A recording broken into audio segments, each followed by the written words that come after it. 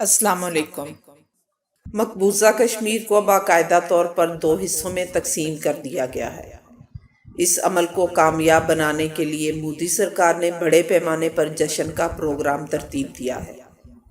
جموں اور وادی کے لیے گریش چندر اور لداخ کے لیے آر کے ماتھر کو گورنر مقرر کیا ہے۔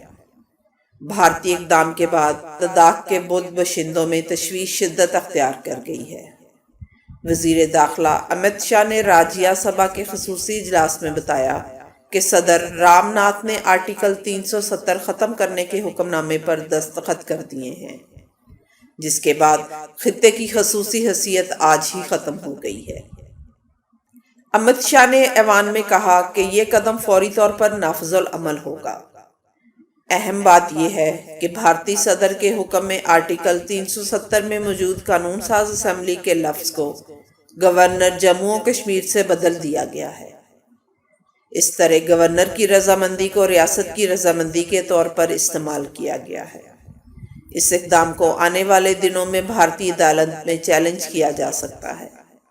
یہ نقطہ بھی اہمیت کا حامل ہے کہ پاکستان نے کشمیر کے بھارت کے ساتھ الحاق اور آرٹیکل 370 کو جموں و کشمیر پر بھارتی دعوے کی بنیاد کے طور پر کبھی تسلیم نہیں کیا۔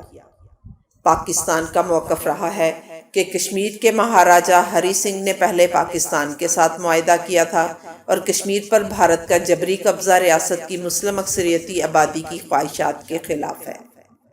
ادھر چندہ خور بھارتی مولوی محمود مدنی اور کشمیر کی 2 بیٹیوں کے درمیان جنگ جاری ہے۔ کشمیر کی 2 بیٹیاں شہلا رضا اور صبا حمید، جنہوں نے محمود مدنی کا چہرہ سچ کی طاقت سے مسخ کر کے رکھ دیا ہے۔ مولانا محمود مدنی کے مودی سے بہت گہرے مراسم ہیں۔ مولانا اپنے آباء و اجداد کی طرح ہندو مسلم متحدہ قومیت کے بہت پرجوش حامی اور مبلغ ہیں، جس کے بارے میں علامہ اقبال ان کے دادا حسین احمد مدنی کو مخاطب کر کے کہا تھا، عجم آج تک روح اسلام کو نہیں سمجھ سکا کہ حسین احمد مدنی متحدہ ہندوستانی قومیت کا راگ الاپ رہا ہے۔ محمود مدنی ہندوستانی مسلمانوں کے مسائل میں پاکستان کی مداخلت کے شدید مخالف ہیں۔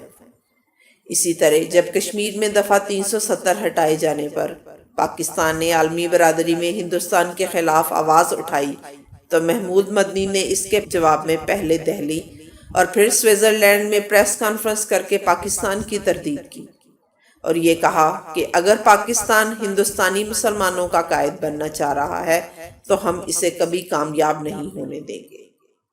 اس وقت ہم سمیت تمام ہندوستانی مسلمان اپنے وطن بھارت کے ساتھ ہیں اور رہیں گے۔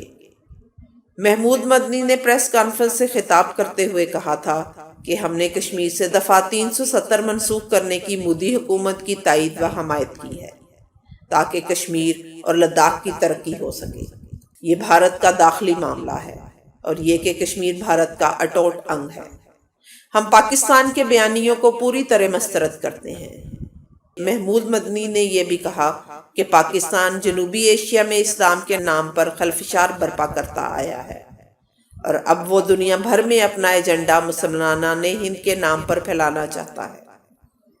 مولانا محمود مدنی کی اس تجویز سے خوش ہو کر مودی کے بددماغ ترجمان سمبت پاترا نے مولانا محمود مدنی کو دیش بھگت قرار دیا تھا۔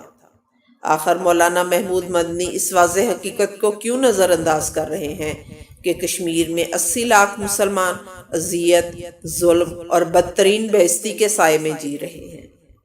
مولوی محمود مدنی مودی سرکار کی حمایت میں نکلے ہیں تو پاکستان میں ہمارے مولوی صاحب کشمیریوں کے بے باک ترجمان عمران خان کا تختہ الٹنے کے لیے اسلام آباد پر چڑھائی کر رہے ہیں۔ کیا ایسا کرنے سے کشمیریوں کو عالمی برادری کی حاصل تائید کمزور نہیں ہوگی؟ درگاہ اجمیر شریف کے خادم سید سلمان چشتی نے کہا ہے کہ کشمیر ہمارے ملک کا اٹوٹ حصہ ہے اور ہمیں اس کے لیے کوئی صفائی دینے کی کیا ضرورت ہے۔ کشمیری بھی ہمارے ملک سے محبت کرتے ہیں۔ سلمان چشتی نے کہا کہ جب کشمیر میں برف گرتی ہے تو کشمیر کے کئی لوگ اجمیر میں آ کر رہتے ہیں۔ مودی کو بھارت میں کروڑوں نئے ٹوائلٹ بنانے پر بل گیٹس فاؤنڈیشن نے گول کیپر ایوارڈ سے نوازا، جو انسانیت کے لیے اہم سنگ میل طے کرنے والی شخصیات کو دیا جاتا ہے، جس پر گیٹس فاؤنڈیشن کی ماہر ابلاغیات مسلمان خاتون صبا حمید نے احتجاجاً استعفیٰ دے دیا۔ جواہر لال یونیورسٹی سے فارغ التحصیل انگریزی ادب کی طالبہ شہلا رضا مقبوضہ کشمیر سے تعلق رکھتی ہیں۔ ماہر ابلاغیات کی حیثیت سے بھارت کے بڑے کاروباری اور عالمی فلاحی اداروں میں کام کرنے کا طویل ترین تجربہ رکھتی ہیں، لیکن کشمیر کی یہ بیٹی بھی کشمیر میں جاری ظلم پر خاموش نہ رہ سکی۔ صبا حمید لکھتی ہیں کہ مجھے چند ماہ پہلے علم ہوا کہ گیٹس فاؤنڈیشن مودی کو گیٹ کیپر ایوارڈ دینے پر سوچ بچار کر رہی ہے، جس پر میں نے کشمیر میں جاری مظالم کے تناظر میں اپنے تحفظات کا اظہار کیا، جس کے بعد مجھے اندازہ ہوا کہ مودی کو ایوارڈ دینے کا فیصلہ پہلے ہی کیا جا چکا تھا۔ یہ تو کاغذی کارروائی ہو رہی ہے۔ صبا حمید لکھتی ہیں کہ مودی جیسے درندہ سے شخص کو ایوارڈ دینا گیٹس فاؤنڈیشن کے مشن اور اصولوں کی صریحاً خلاف ورزی ہے، جس کے بعد میرا ضمیر مسلسل مجھے ملامت کر رہا تھا۔ اس لیے میں نے انسانی اصولوں کی سربلندی کے لیے مستعفی ہونے کا فیصلہ کیا، جس پر مجھے فخر ہے۔ دوسری طرف چندہ خور مولوی محمود مدنی ہے، جو مودی کا پجاری بنا ہوا ہے اور اس کا پاکستانی کزن مولوی فضل الرحمان اسلام آباد پر چڑھائی کر رہا ہے۔